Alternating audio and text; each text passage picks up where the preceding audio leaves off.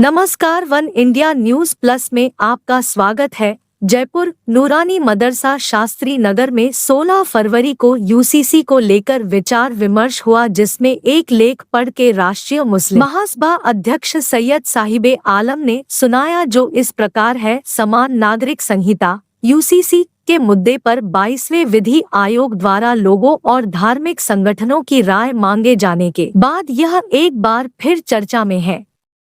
स्वाभाविक है कि विधि आयोग की इस चर्चा पर राजनीतिक और धार्मिक समुदायों की ओर से बयानबाजी होगी। दूसरे, संविधान में यूसीसी के लिए स्पष्ट दिशानिर्देश है कि राज्यों को इसे लागू करने का प्रयास करना चाहिए। यदि सरकार ऐसा करती है तो यह संविधान की मंशा के अनुरूप होगा। जब सरकार द्वारा 3 तलाक को अवैध घोषित किया गया तो समुदाय के अधिकांश लोगों ने इसे स्वीकार कर लिया, क्योंकि यह उनके सर्वोत्तम हित में था। सच तो यह है कि अगर सरकार यूसीसी पर आगे बढ़ती है तो पसमानदा मुसलमान इस पहल का स्वागत जरूर करेंगे। आखिर में कार्यक्रम अध्यक्ष राष्ट्रीय मुस्लिम महासभा प्रमुख सैयद साहिबे आलम ने मदरसा कमेटी का आभार व्यक्त किया और शिक्षा में बढ़ोतरी के लिए नए कदम उठाने की बात कही, जिसको सबने जो लेटेस्ट मुद्दा चल रहा है यूसीसी, उसके बारे में बहुसंख्यक मुसलमान समान नागरिक संहिता के खिलाफ, जो कि नहीं है और बहुत से हैं, तो इसको समझने की जरूरत है कि समान नागरिक संहिता इस मुद्दे के 22वीं विधि आयोग द्वारा लोगों को धार्मिक संगठनों की राय मांगे जाने के बाद एक बार फिर से इस मुल्क के अंदर चर्चा में आ गया है।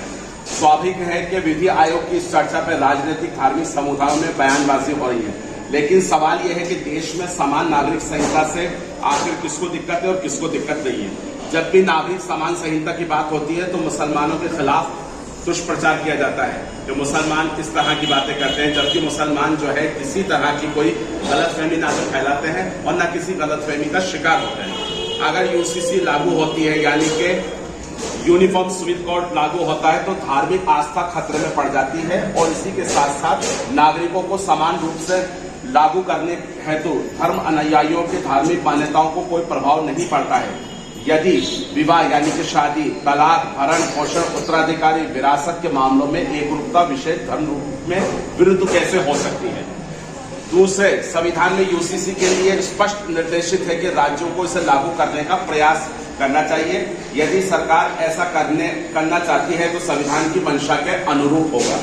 जब सरकार द्वारा 3 तलाक को अवैध घोषित किया गया था, तब अधिकतर समुदाय के लोगों ने इसका विरोध किया था और कई लोगों ने इसका स्वागत किया था। लेकिन शरई एतबार से जो कि हमारे हुकूक हैं, हमारी शरीयत और हमारा मुस्लिम पर्सनल लॉ बोर्ड जिस चीज की इजाजत देता है वो ये कहता है कि शरीयत की किसी तरह की मुतालकत यानी कि रद्दो बदल जरा भी गुंजाइश नहीं होगी। इसलिए हमें इसका विरोध करना चाहिए कि हमारे शरई कानून जो हैं वो यूं की यूं ही रहें और मुस्लिम पर्सनल लॉ बोर्ड जो है वो हमारे शरई कानूनों की हिफाजत के लिए बना है, जिसमें मुसलमानों के हुकूक की लड़ाई लड़ी। इस तरह की जो भ्रांति फैलाने वाली यानी कि गलत संचार फैलाने वाली जो बातें हैं उसका हमें विरोध करना चाहिए। इसी के साथ साथ तमाम चीजें जो आज चल रही हैं इस मुल्क के अंदर, मतलब रोक के दूसरा वीडियो